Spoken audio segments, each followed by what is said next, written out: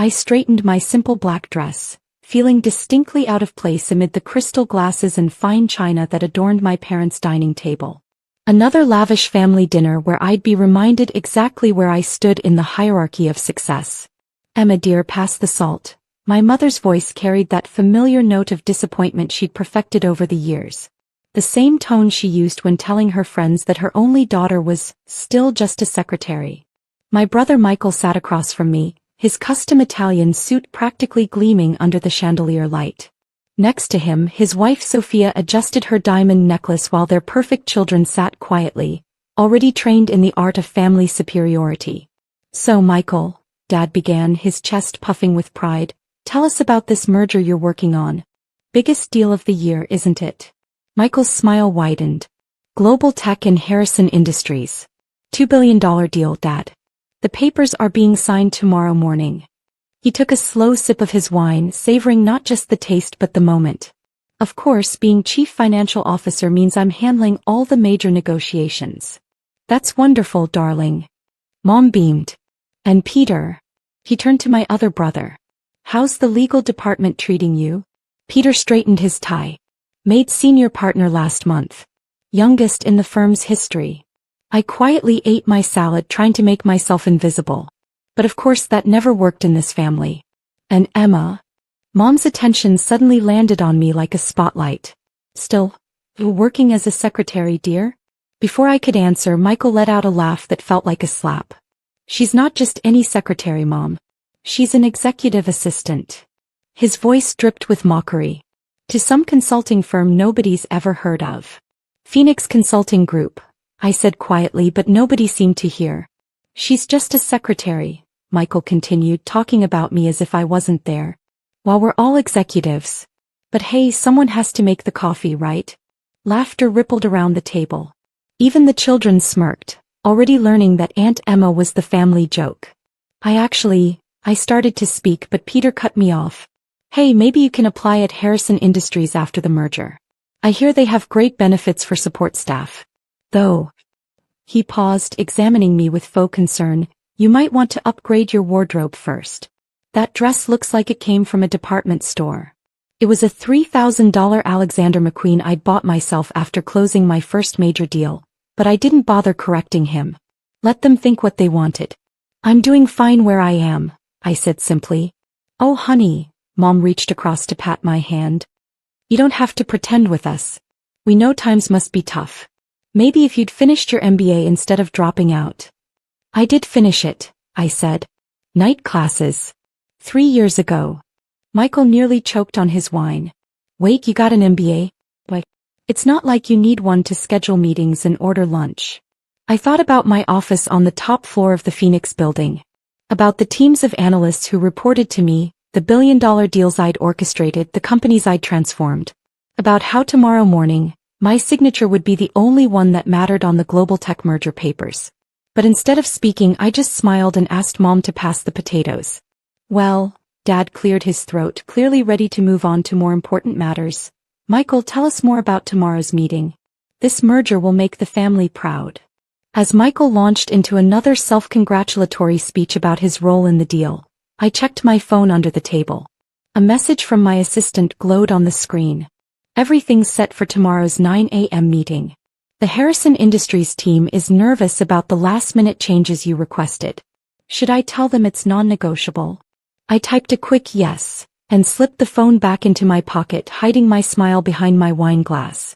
"Tomorrow would be interesting indeed. I just hope you're not late to your little secretary job because of all this family dinner wine," Michael smirked, noticing my drink. "Those coffee runs are pretty important."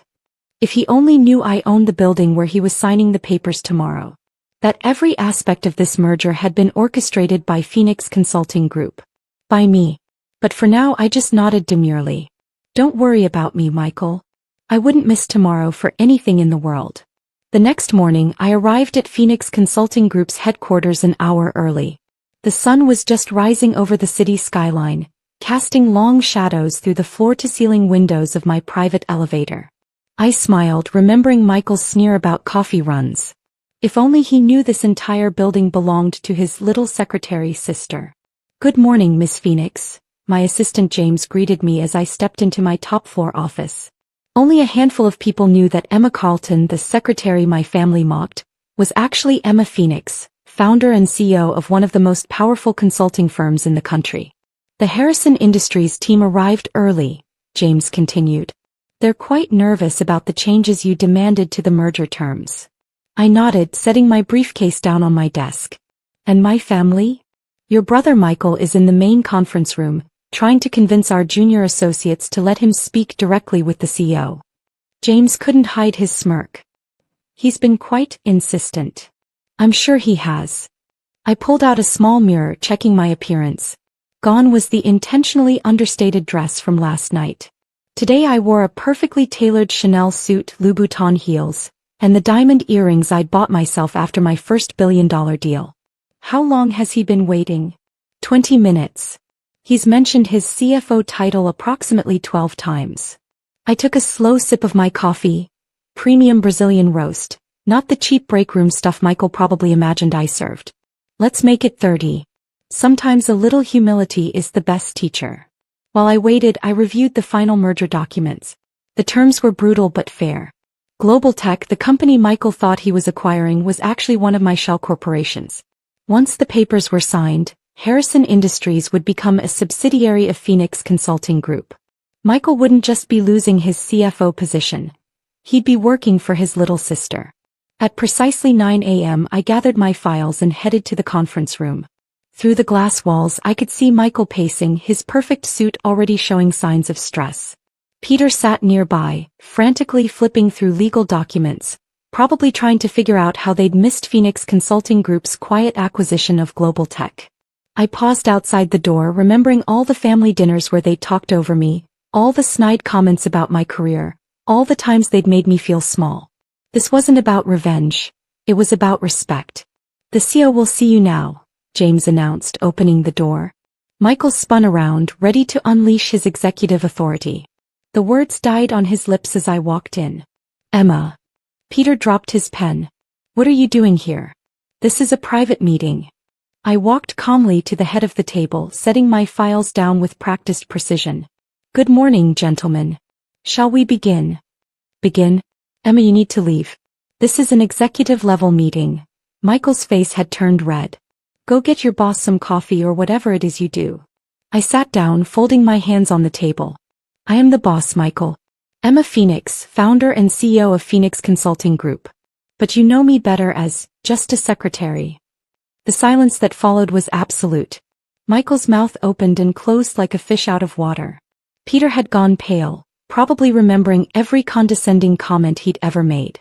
This is impossible, Michael finally sputtered. You're lying. Where's the real CEO? I nodded to James, who started the presentation screens. My credentials, company ownership documents, and financial records filled the walls. 10 years of building an empire while my family thought I was fetching coffee. Global Tech, the company you think you're merging with? I continued, enjoying the way Michael flinched at each word. I created it 3 years ago as a subsidiary. Harrison Industries isn't acquiring Global Tech. Phoenix Consulting Group is acquiring Harrison Industries. Peter frantically flipped through his papers. But the board approved this merger. They approved a merger with Global Tech, yes. Did anyone bother to check who actually owned Global Tech? I pulled out the final contract. Your due diligence was sloppy, brothers. Perhaps because you were too busy mocking my career to pay attention to who was really pulling the strings. Michael stood up so quickly his chair toppled over. I'll fight this. The board won't stand for it. Dad won't. Dad's already signed off on it. I cut him off, sliding over another document. Our father's signature was at the bottom, dated 2 weeks ago. He just doesn't know it yet. You see, Phoenix Consulting Group has owned a controlling interest in Harrison Industries for months. We've been quietly buying shares through various shells while you were busy bragging at family dinners. Why? Peter's voice was barely a whisper. Why go to all this trouble? I leaned back in my chair, remembering every dismissive comment, every family gathering where they'd treated me like I was nothing. Because you needed to learn that titles don't define competence.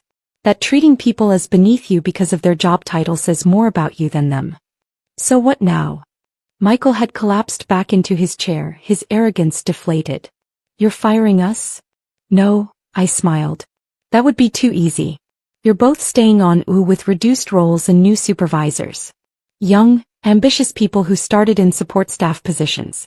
People you would have dismissed as just secretaries. I stood up, smoothing my jacket. The merger papers need to be signed by noon.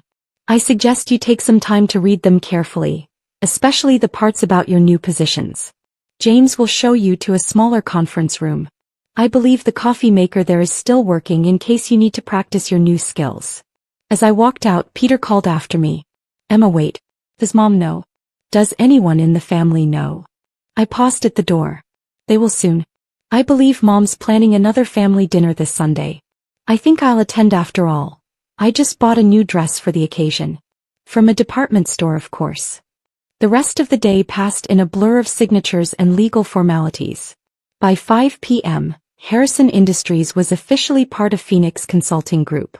I sat in my office watching the sunset paint the city gold, when James brought in an urgent message. Your mother called the office directly, he said. Apparently your brothers missed the regular family dinner. She's quite concerned. I checked my watch, 7 p.m.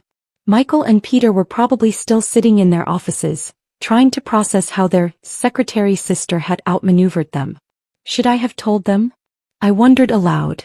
About all those nights taking MBA classes while they thought I was working late?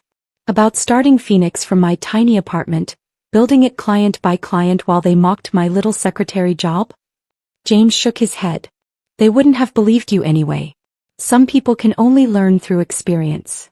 My phone buzzed, a text from Mom. Emma dear, are you coming to Sunday dinner? Michael and Peter aren't answering their phones. Did something happen at work? I typed back, don't worry Mom. They're just adjusting to some corporate changes. And yes, I'll be there Sunday. In fact, I have some exciting news to share. Oh wonderful, she replied immediately. Did you finally get a promotion? I smiled, looking around my corner office with its view of the city I'd quietly conquered. Something like that, Mom. Something like that. The next morning, the business papers announced the merger. Phoenix Consulting Group acquires Harrison Industries in surprise move. The article included a photo of me, Emma Phoenix, CO, signing the final papers. I had it framed and sent to my parents' house along with a note. Looking forward to Sunday dinner. Don't worry about the wine. I'll bring something from my private collection. After all, a secretary should know how to serve drinks. That Sunday I arrived at my parents' house exactly on time. Michael and Peter's cars were nowhere in sight. Probably still too embarrassed to face the family. Mom opened the door, her eyes wide as she took in my outfit. A designer suit that cost more than their monthly mortgage. Emma, she gasped.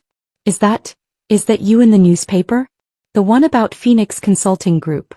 I handed her the bottle of wine. A rare vintage worth more than what they thought I made in a year. We have a lot to talk about, Mom. But first, I believe you owe your secretary daughter an apology. The look on her face was worth every moment of keeping my success secret. Sometimes the best revenge isn't serving it cold. It's serving it with a perfectly paired wine and watching your family realize that the person they underestimated now owns their entire world. As I took my seat at the dinner table, at the head where Michael usually sat, I couldn't help but smile.